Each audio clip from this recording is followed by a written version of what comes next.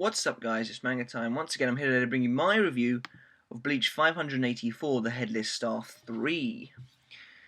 This is a bit of a random chapter, actually. It kind of jumps about, and then not a lot happens, but a lot happens, and it's one of those kind of weird transitional chapters. But that's not to say it isn't good. Basically, it starts with Ichigo's Getsuga Juujishou about to hit Candice, and then she tries to stop it. And he's like, "Avoid it, you idiot," which I thought was a bit stupid. I don't really know why he's doing that. But yeah, it hits her, and you see this kind of light in the distance, and then Yhwach and Haschwalth are watching it from afar. This is quite exciting because I kind of thought we were going to find out about what Yhwach was doing, and we sort of do, but we don't understand. Like I've got my theories, but anyway, he tells Haschwalth to get the key, and Haschwalth lifts his sword up, and then this like light breaks out from the tip of the sword in the shape of the Vandenreich symbol. And then he says, then Yhwach's like, "Be grateful." And then what appears on the top of the tower is not the Vandenreich symbol, but a strange symbol. It's like an X with a slash through straight down the middle. And now this symbol appeared first in volume 63. As one of the little kind of symbols that Kubo draws. It appears at the end of Yhwach's chapter where we found out a little bit about his birth, 565. So yeah, this symbol is clearly inherently linked with him, and I'm not too clued up on this, but I think the symbol means something like Jesus Christ, because it's got something to do with an IX monogram or something like that. But then, if that is the case, that would definitely fit with how Kubo is attempting to portray Yhwach as some kind of messiah-like figure. Obviously, you probably got these. A bad guy. But anyway, he then tells Ichigo, we should be grateful to all those who guided us to the light. And he tells that to Uryu. And he looks at him very ominously, and now presumably he's talking about all the people that have died, because they've given him some kind of power. Then Uryu's like, "You bastard." He doesn't actually say that, but he looks like he's thinking that. And I like the way Yhwach says that to him, because it strikes me as like a bit of a threat or a challenge. But anyway, we don't get to see that just yet. We get to see this pretty awesome picture actually of Juujishou like pushing against the sky. And then Candice emerges. She's only lost an arm. I kind of thought it'd be worse than that. But yeah, she's not too happy. She then brings Giselle over to try and heal her. And then she says, "Fix this," and she holds out her arm, or what's left of it anyway. And Giselle kind of like looks hungry, and she's like, "You really mean it?" Like super happy. But then Candice says, "Don't get too excited. Heal me without using any blood." And so Giselle's like, "Oh, that's not fun." And then she goes, "Since we're only Quincy's, I can only zombify you if you die." Now, so clearly Candice was afraid of Giselle turning her into her own personal little puppet. But that's interesting. There's clearly more to Giselle's power than we've been told, because we know that Giselle can transform you into a zombie if you get her blood on you, not the other way around. So yeah, that's interesting. Basically, then she pulls apart the parts of these dead Shinigami, and they become Candice's arm. Now this is kind of telling, because Bambietta she couldn't have been Giselle's zombie, because Giselle can't do it unless Bambietta was dead. Bambietta was very clearly alive. Now, does this mean that Giselle killed Bambietta and then made her a zombie? It's possible. Or has something else happened? We're still yet to find out. But anyway, Candice gets her arm back, and little Toto's like, "You need to calm down, because you're not going to beat Ichigo like that." And she tells little Toto to eat her, which I don't think is a very clever thing to say to little Toto. Anyway, she's like, "I'm coming for you, Ichigo." And she like leaps at him. Then out of nowhere, she gets obliterated.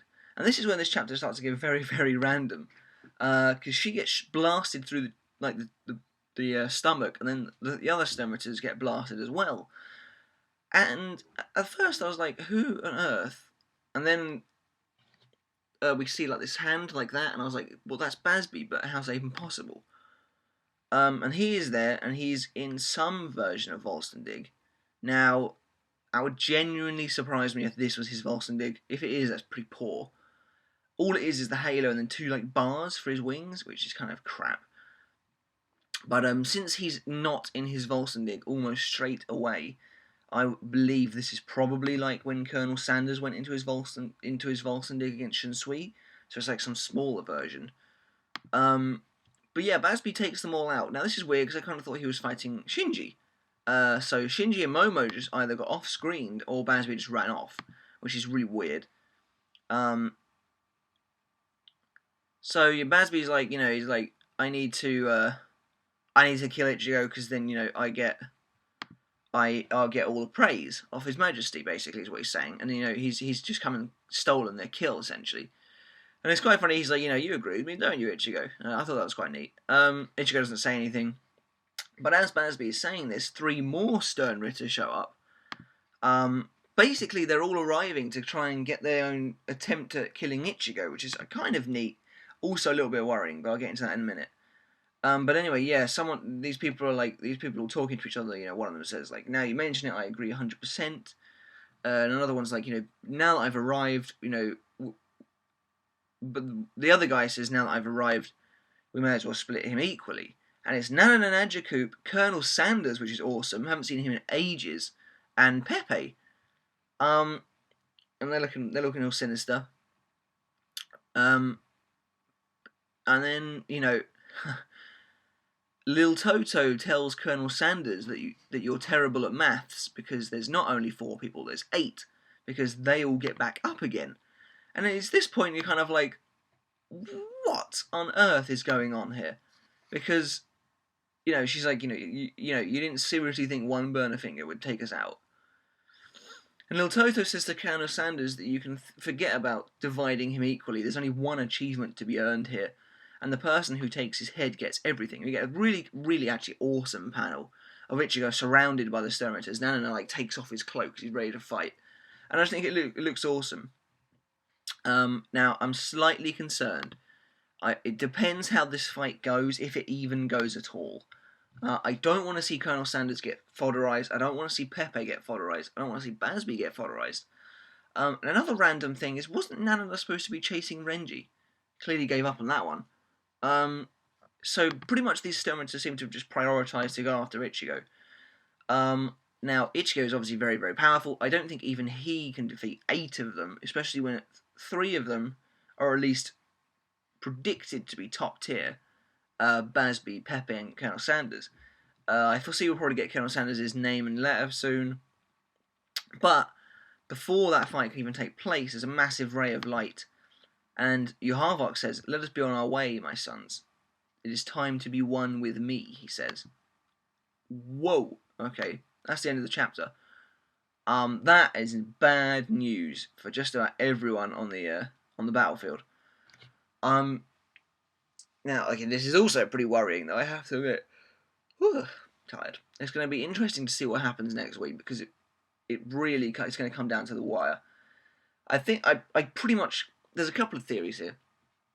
One is that Yhwach is going to the Royal Realm, and that's why he was like, the key. He's talking to Haschwalth about a key. And that he's taking his own war potentials with him or something like that. Because of the points on the symbol, that there's 6, he's maybe got another one, or it's just he's including himself. Or, this is my theory, he's about to perform another Ashvaran, or however you pronounce it, Ashvalan, where he stole the souls of everyone, stole the powers of everyone, and took them into him, and became more powerful, etc., etc. What he chooses to do after that, I don't know. Maybe he will assault the Royal Realm, but I'm almost certain that's what he's going to do. But I'm really not sure. It's really kind of hard to say. I'm very interested to see what happens. Definitely concerned for people like Pepe and Colonel Sanders who haven't really had a fight yet, and they've been really hyped up. So I really hope they get to do something cool. So yeah, that's a little bit disconcerting, but at the same time, it's very it's exciting. It's gonna be cool to see. Well, hopefully it's gonna be cool to see anyway. And this also makes me wonder, what was Askin talking about? because he, he says, do I have a choice or not? So was he saying? Now this is interesting because was he saying? Because maybe Askin was in on the whole thing as well, with Haschwalth and Yhwach. So maybe Haschwalth was like, do I have a choice in saving some of my comrades, maybe, or just going alone with the others? Possibly that's it. I don't really know. But Kubo better give these people, some, like, they better get a chance to shine if he's actually going to kill them off. Because that'd be disappointing if that happens like that. But that's kind of it really for the chapter, guys. I thought it was a little bit random, like Bazz-B and NaNaNa appearing out of nowhere when they're supposed to have prior occupations. Now, it's cool that the plot is moving along and Yhwach's plan is coming to fruition, possibly. Now, what I kind of think could happen ties into comment of the week, which comes from James Simmons. Thanks for your comment, James. Who says, I think it might be a completely different Quincy we haven't seen, or Haschwalth who tries to fight Ichigo. So that's not what happened exactly, but it's a close enough guess. We got a lot of Quincy's that we do know arrive to fight Ichigo. But then he says Grimmjow, Aizen, or Ginjo may show up. So that I actually agree with. I think that's a possibility if Yhwach doesn't kill these Quincy out of nowhere, which would be rubbish if he did that. But I think it's a possibility that Ichigo won't take them all on himself. This could be a good chance to see the Fullbringers, or Rukia, Byakuya, Renji. That which would be weird if Renji showed up and Nana was like, "Yeah, I couldn't be bothered to fight you." And Shinji and Momo could return as well, but they could all come back and help Ichigo fight these 8 STERNRITTER. I think that's possibly what's going to happen. So thanks for your comment, guys. Let me know in the comments below what you think is going to happen next week, and what did you like about this chapter, and what didn't you like. I thought it was really cool seeing more of the Quincy again, like Sanders and Pepe. But I just hope they don't get wasted, basically. I hope they don't get wasted. So yeah, that's kind of it for me this week, guys. Panel of the week, 100% is the one where Ichigo's surrounded by the other Quincy, in my opinion. That was so awesome. Although the artwork this week was just really good in general. Really good, actually.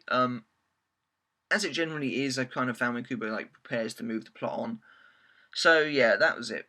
This week I think I'm going to give it 8. I want to give it a 9, but not an awful lot will happen really. So maybe next week we'll get a 9 if something really awesome happens. That's kind of it this week, guys. Let me know in the comments below what you thought. Like and subscribe to this video. Subscribe to my channel. That'd be really great. Thanks a lot, guys, and I shall catch you later. See ya.